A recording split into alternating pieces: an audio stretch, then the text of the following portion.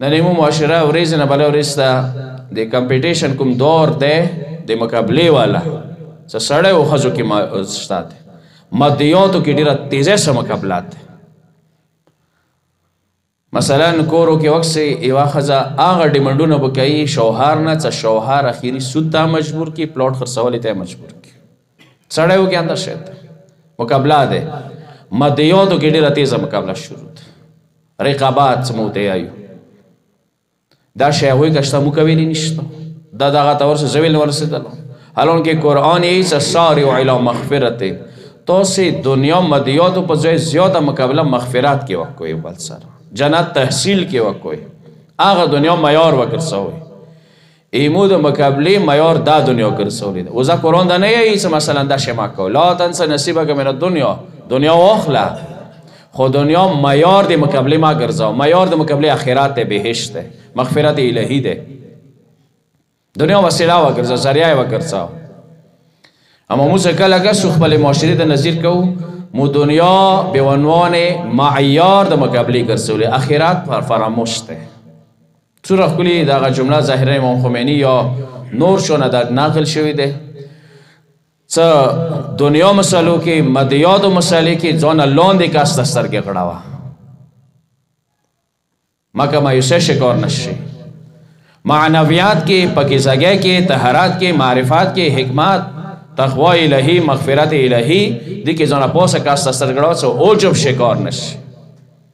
مثلا خدای توفیق درکړي نماز تهجد ته دا سوچ ما کوه چې ما ورور دې نه کوي تعجب دی ته دا سوچ ما کوه چې ما کور والا دې نه کوي زه دې کوم ته وایه چې دې یو بل داسې عمل دی چې هغه ما تهجد نه افضل دی ته دغه وخت کې تهجد کې ځان نه پوسه کسان وکړه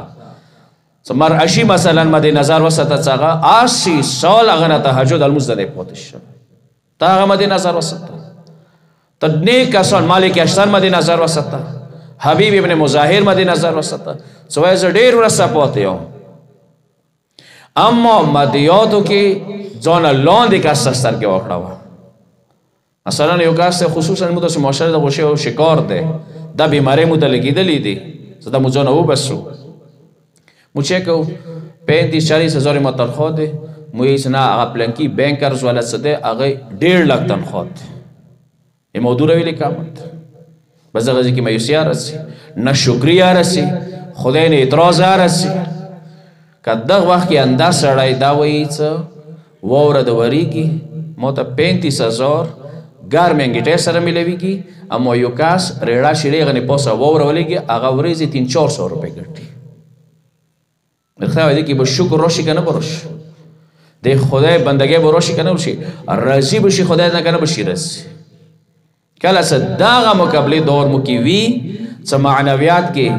ځان لاندې کسان ته سترګې غړوو سپک نظیر ورته کوو مادیاتو کې ځان پوسه کس کسو هم عجب رسي هم مایوسي رسي